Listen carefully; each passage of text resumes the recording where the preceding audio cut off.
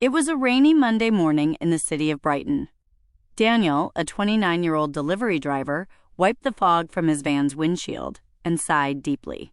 His workday was just beginning, and he already felt the heaviness in his bones. The gray sky above mirrored his mood. Life had changed dramatically in the past 2 years. Daniel used to manage a cozy, successful restaurant downtown. He loved his job, his team, and the sense of purpose it gave him. But when the pandemic hit, the restaurant closed. Daniel was left without a job. The bills piled up, his savings vanished, and he had to move back into his small childhood apartment on the edge of town. His mother, Sandra, had been diagnosed with a heart condition and needed regular treatment. Daniel couldn't afford private health care, so every penny mattered. The job at Swift Go Couriers had been a lifeline. It wasn't glamorous, but it paid the bills. He worked 12-hour shifts, 6 days a week, delivering everything from electronics to groceries to gifts. Despite the long hours and exhaustion, Daniel was known among his coworkers for being punctual and honest. Some drivers occasionally took shortcuts, both on their routes and in their ethics. Small packages sometimes disappeared, or delivery times were fudged, but Daniel never cut corners. He believed in doing the right thing, even when no one was watching. One Monday morning, he arrived at the Swift Go warehouse earlier than usual. The manager, Terry, greeted him with a clipboard. "Morning, Daniel. Got a new route for you today, and a few high-value deliveries, so be extra careful." Daniel nodded silently, took the clipboard, and began loading the packages into his van. As he moved one of the last boxes, a small item caught his eye. It was a tiny white package with a golden logo that read, "Wilson and Blake Jewelers." It was light, but something inside made a soft, clinking noise. "Probably expensive," Daniel muttered to himself. He carefully placed it in a separate corner of the van, away from the heavier parcels. As he started his engine and drove off, he didn't think much more about it. By 4 p.m., Daniel had made nearly all his deliveries. He was tired, a little hungry, and looking forward to finishing the day.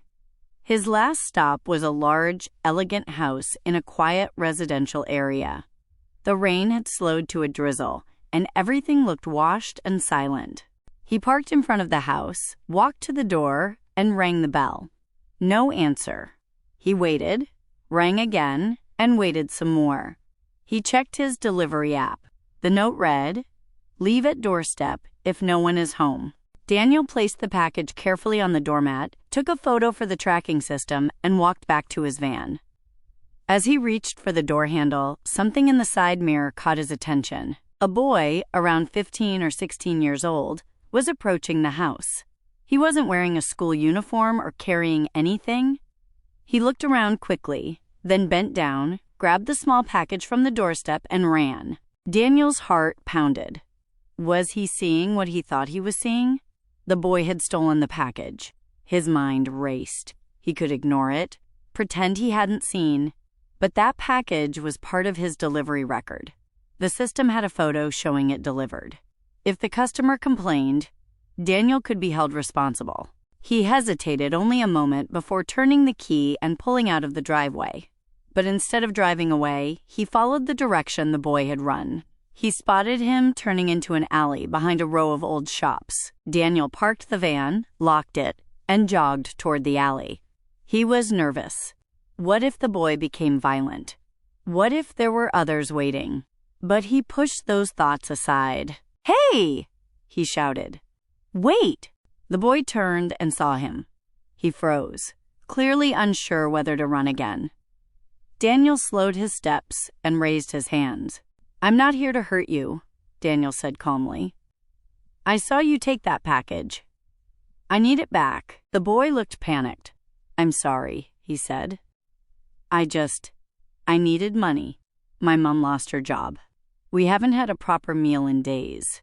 Daniel looked at him more closely. The boy's clothes were too thin for the weather. His shoes had holes. His face was pale. "What's your name?" Daniel asked. "Leo." "Well, Leo, stealing's not the answer, but I believe you. Come with me.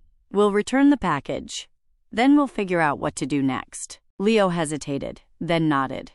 Daniel didn't grab him or force him. They walked together back toward the house. When they arrived, a silver car was now parked in the driveway. A woman in her 50s opened the door. "I was just about to call the courier company," she said. "I came home and the package was gone." Daniel handed her the box. "Sorry for the confusion." "Everything's okay now." She looked confused but smiled. "Thank you for your honesty. That necklace is for my daughter's graduation." Daniel said nothing about Leo. The woman went inside and returned with an envelope. "Please," she said. "Just a small thank you." Back in the van, Daniel opened the envelope.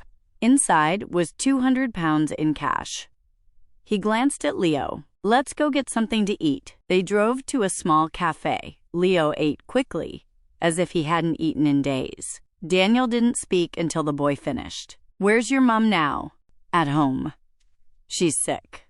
I've been trying to help, but we don't have money. I thought maybe I could sell whatever was in that box." Daniel took out £100 from the envelope. "Take this. Use it to buy groceries and medicine. But no more stealing. If you need help, ask." Leo's eyes filled with tears. "Why are you helping me?" Daniel smiled. "Because once, when I was in trouble, someone helped me too, and I've never forgotten it." They exchanged phone numbers. Daniel told Leo to check in regularly. He also told him about a weekend job organizing packages at the warehouse. A week later, Daniel's manager called him into the office. "We got a letter from a client. Big praise for your honesty. We'd like to offer you a promotion. Route supervisor." It came with a pay raise, shorter hours, and more time to care for his mother. As for Leo, he started showing up at the warehouse every Saturday. He was quiet at first, but polite and hardworking. Over time, he began to smile more. Daniel could see the change in him. Months passed. Daniel saved more money. His mother's health stabilized, and Leo's home life slowly improved. Daniel never told anyone about the day Leo tried to steal. But he did tell people about a boy who made a mistake and chose a better path when someone believed in him. Doing the right thing wasn't always easy. But for Daniel, it had made all the difference. Moral: doing the right thing, especially when no one is watching, can change not just your life, but someone else's too.